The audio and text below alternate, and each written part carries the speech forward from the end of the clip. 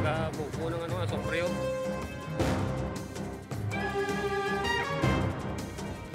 Mga kapusong muddy stream kag lahar flow ginapanghandaan bangusan na eksperyensyahan nga pag-ulan-ulan.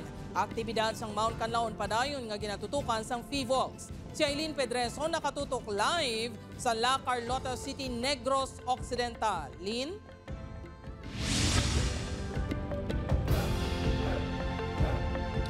Jert, mga kapuso, liwat na naman nga ginapaalerto sa FIVOLCS ang mga residente sa mga downstream barangays sa La Carlota City kag Banwasang La Casiliana bangod sa posible lahar flow nga dala sang malain nga tiyempo. Liwat nga nagpatigayon sa aerial survey ang Office of Civil Defense sa palibot sa Mount Canlaon kahapon, agud may baluan ang pinakauling nga sitwasyon sini masobra isa ka semana matapos naglupok sa December 9. Sunod sa FIVOLCS, ang base sa ginpatigayon ni aerial survey, wala sang nakita nga bag-o nga events o kung pagsungaw sa crater sa bulkan.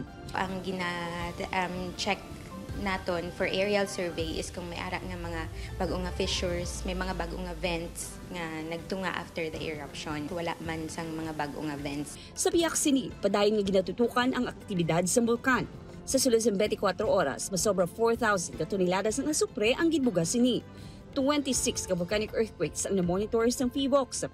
Samtang, sa isa ka evacuation center sa La Casiliana, masobra 30 ka evacuees ang nagsakit ang tiyan matapos ginapahayag nagkaon sang sudan nga gindonar sa isa ka pribado nga grupo. Oo, kagapon. Lagi ko gani sa sentro ang balay dextrose. Ginaimbestigahan na sang LGU ang insidente. Sa pahayag sang alkalde sa iya social media page, ginkumpirma sini nga may nagsakit at naglain ng tiyan tungod sa binudo nga gindonar. Gani hugot nga ginapanumdom sang LGU sa donors nga ipaagi sa donation management team ang mga donasyon agud ma-monitor ini. Samtang pangud sa eksperyensya nga pag-ulan-ulan sa tinalikdan nga mga inadlaw, ginapanghandaan na sang La Carlota City LGU ang posibilidad sa pagluntad sang muddy stream kag lahar flow. Inang lahar wala pa so far wala pa man report, but then may preparation kami, no? May follow lang namon nga guidelines ang hazard map sang FIVOLCS sa parte sa lahar flow. Samtang may ginpahamtang na nga outdoor tents ang LGU pananglitan nga may mag-evacuate.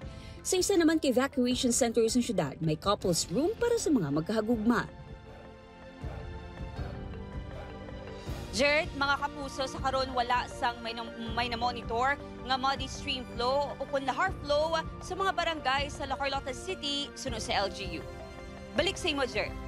Madamo gid nga salamat sa update, Aileen Pedreso.